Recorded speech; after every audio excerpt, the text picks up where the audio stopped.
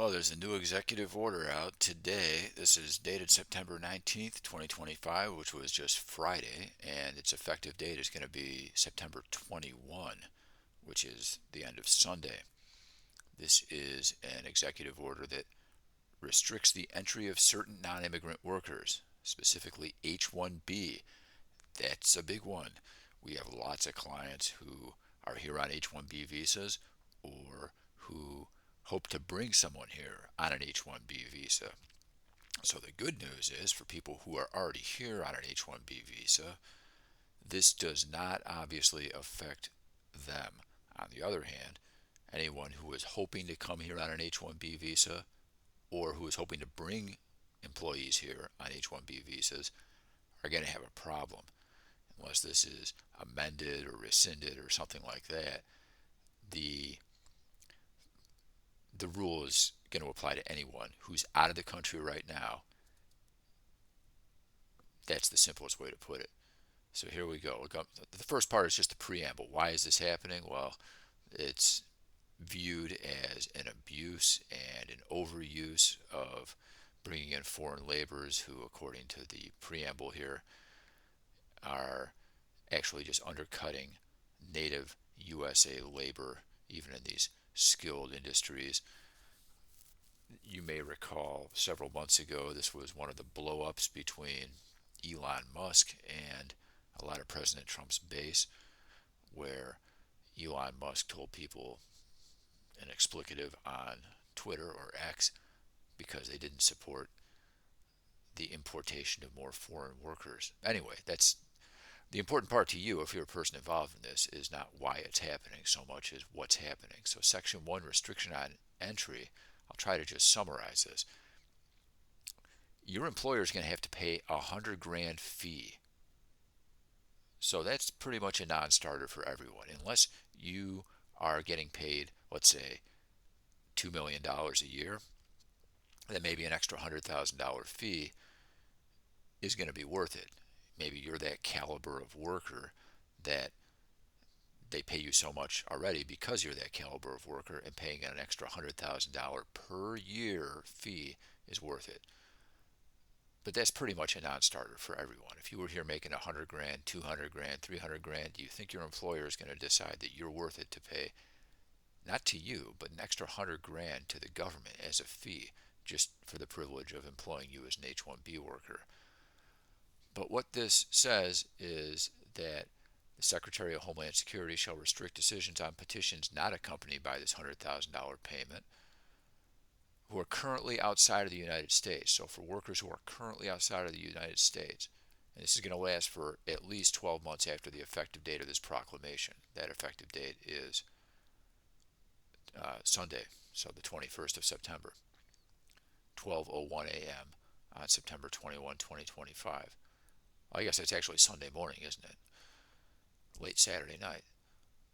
In any event, the restriction imposed pursuant to these sections shall not apply to any individual alien, all aliens working for a company, or all aliens working in an industry if the Secretary determines that the hiring is in the national interest. So that's a huge exception where basically the President or the Department of Homeland Security can just say, oh, all the people working for Boeing, all the people working for this or that company, it's okay. You got an exception. So some may view that as troubling, that with this incredibly strict rule, there can just be giant exceptions made for certain industries or people or employers. Again, though, even if you're very worried about this, if you're currently here on an H-1B, this is said to apply to people who are currently outside the United States. So if you're already in here working, you may have less to worry about, and that's going to make a big difference to you. Section 2, compliance. Employers shall, before they file an H-1B on behalf of an alien outside of the United States, again, that outside of the United States language keeps cropping up here, which should be merciful and pleasant for you to hear if you're a guy who's here on an H-1B or gal and you're already here. Your employer's going to have to prove they paid this fee. They're going to give you a receipt that they got the money, and they're going to take all kinds of steps to deny entry to anyone who they haven't paid that money. And this is for people whose employment was going to start before October 1, 2026. Again, all the way up for a year and a little more after that September 2025 effective date. Scope and implementation of restriction on entry. Restriction on entry shall apply only to aliens who enter or attempt to enter after the effect of this proclamation. So if you're already here, again, this seems to not apply to you.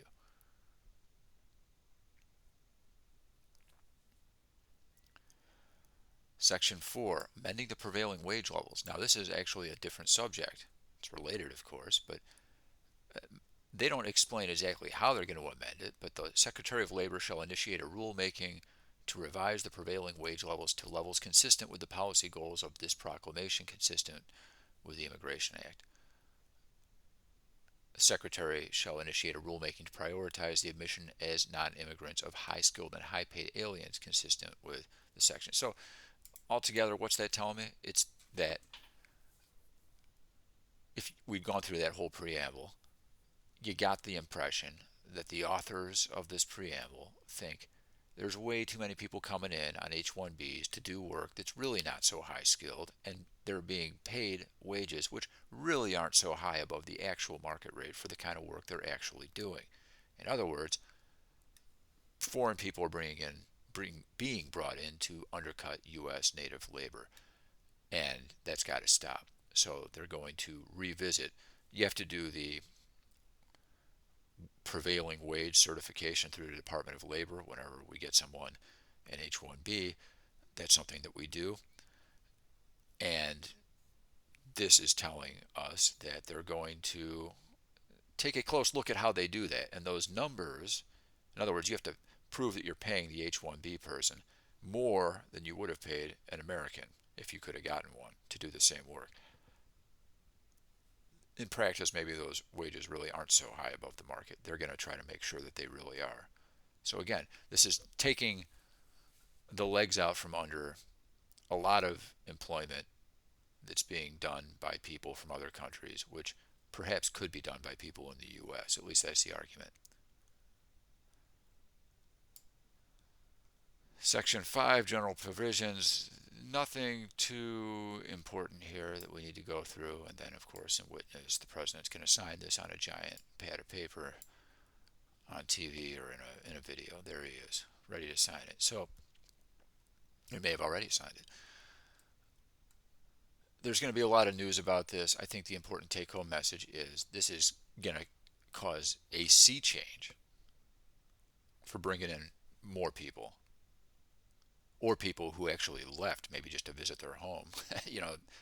I haven't carefully had the time to go through and look at how that's going to work, or if that affects them, like someone who's here on an H1b and they just went home to visit their parents for 2 weeks and they're on their way back now and they're going to get back after this. But again, the saving grace for people who are already here on a granted H1b in the middle of their employment, it seems this does not apply to you. And if you are an employer and you have people in that position, it seems this does not apply to you. Is it going to? Will there be another executive order? Can't say yet, but that's the news for today. This is a big one. Good luck out there.